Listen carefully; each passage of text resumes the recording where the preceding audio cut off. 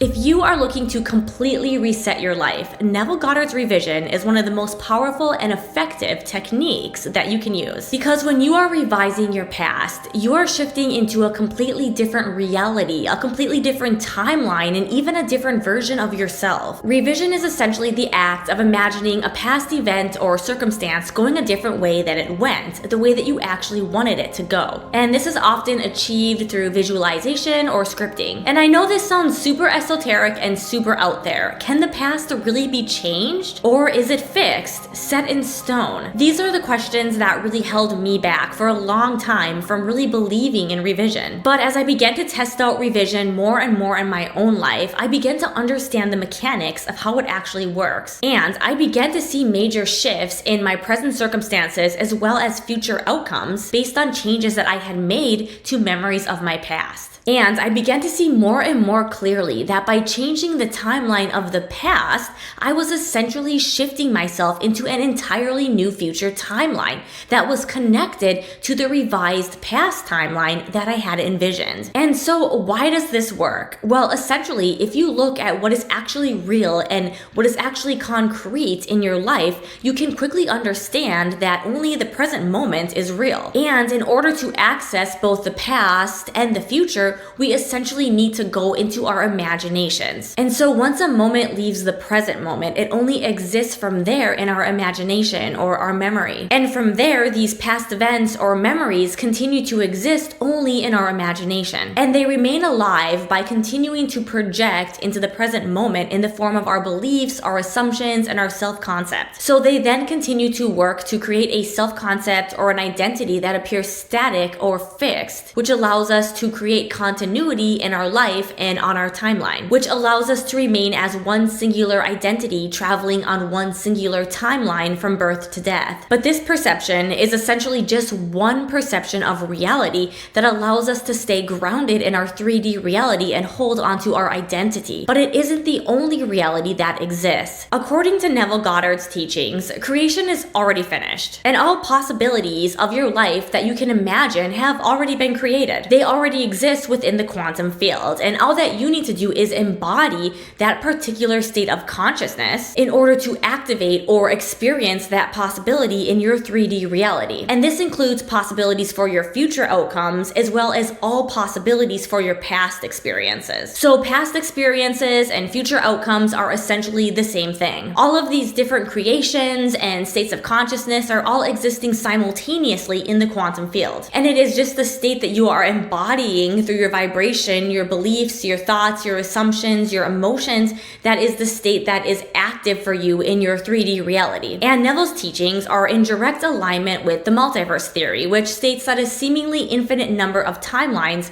for your life exist simultaneously, which means that there are seemingly infinite versions of you or your self-concept or your identity that are existing in parallel realities or timelines alongside your own. So essentially, according to both of these theories, all of the possible states of consciousness, realities, or timelines that you can imagine are existing simultaneously within this quantum soup that we call the multiverse. A very common technique that is often used to shift realities or shift timelines within the multiverse is to imagine yourself within a preferred future timeline and essentially continue to visualize and identify with that preferred future timeline until you shift your identity to match the frequency of that timeline and that identity of yourself that already exists there. But you can also use revision to shift timelines within the multiverse. And this is because when you shift your past memories, you are essentially shifting into a different past timeline of yourself, a past timeline of your life that is connected to a completely different future timeline of your life. So on a particular timeline like this, going from birth to death, all of the past and future events of this one timeline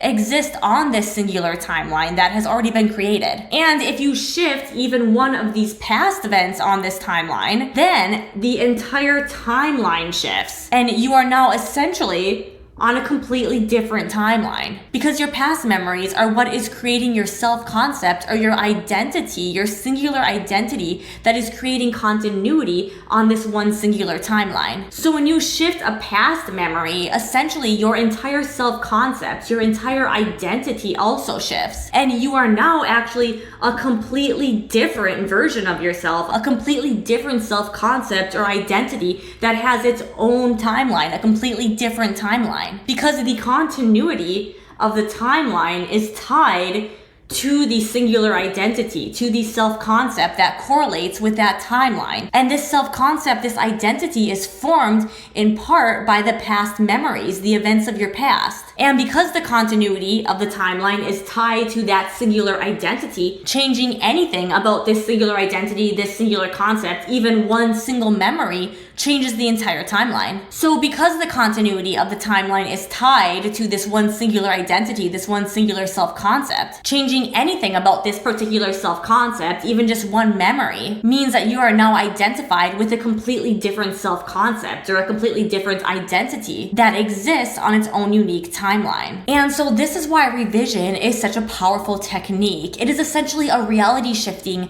timeline shifting, even identity shifting technique. And there are two common methods that are often used to revise your past: visualization and scripting. Visualization is essentially imagining your past happening in a different way than it had happened, the way that you would have preferred it to have happened. And scripting is essentially writing out a memory from your past in the way that you would have preferred that memory to have happened. So I have tried both ways, and for me, visualizing at night while I am about to be falling asleep, while I'm in that groggy state akin to sleep, as Neville Goddard would say, where you are very groggy, almost completely asleep, in between being awake and being asleep, has been the most successful method for me, because it helps me to release some of that conscious resistance with all of those doubts and limiting beliefs about whether revision is actually real and whether this can actually work for me and whether I can actually change the past. When I'm in that super relaxed state akin to sleep, my conscious mind is turned off and I'm able to bypass a lot of these doubts and a lot of this resistance. So I definitely recommend that if your conscious mind is very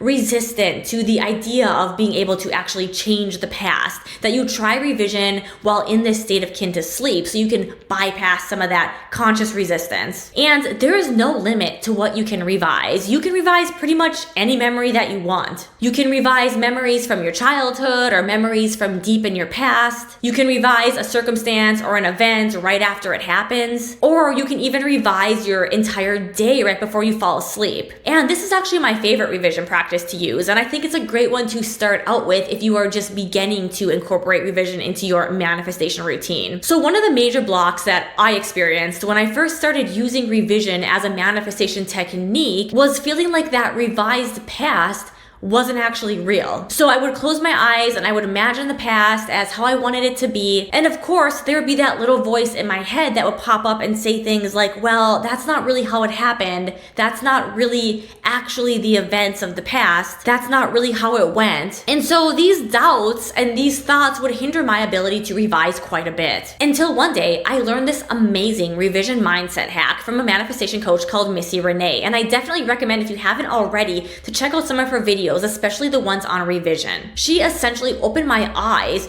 to a whole new perspective, a whole new way of viewing revision as a technique. Not with this mindset of actually changing the past, but instead with this mindset of using revision just to feel good. Revising the past just completely for the sake of feeling good, for feeling good about the past and for being able to feel that feeling of actually having things have gone the way that you wanted, getting what you actually wanted. And so it changed my perspective, my mindset from that rigid, I need to change the past, I need to change the past memory, to this other less rigid mindset that was like, but what if things did happen the way that I wanted? How would it feel if things actually did happen the way that I wanted? How would they have played out if everything went according to what I wanted? And so shifting my perspective like this was a huge game changer for me. It really helped me overcome my resistance to revision once and for all, and allowed me to really imagine and feel into this new memory and really embody this new self-concept and state of being that resulted from that new memory. And because, as psychology has proved, our memories are malleable. So each time that I would imagine myself living the version of the past that I wanted, the more it would feel like that new memory, that new revised memory was actually the original memory. Until eventually it started to override or replace that previous memory in my mind completely. And then the magic happens when you begin to see your present and future circumstances and situations begin to shift to mirror that new past memory. So what will happen now is that your future will be played out based on that revised past memory, the new memory. Because by changing this past memory, you are now a completely different version of yourself, living on a completely different timeline. And this new timeline is connected to that new upgraded past memory. So I highly recommend that you give this a try because it is truly a life-changing technique to incorporate into your manifestation routine. And if you liked this video and you want to learn more about revision and how it works within the greater universe, check out my video here, Revision, the link between Neville Goddard, the CIA, and the Gateway Experience. In this video, I explain more about how the past and the future are malleable and how Neville Goddard's revision techniques actually tie into the Gateway Experience and the research done by the CIA regarding the holographic universe.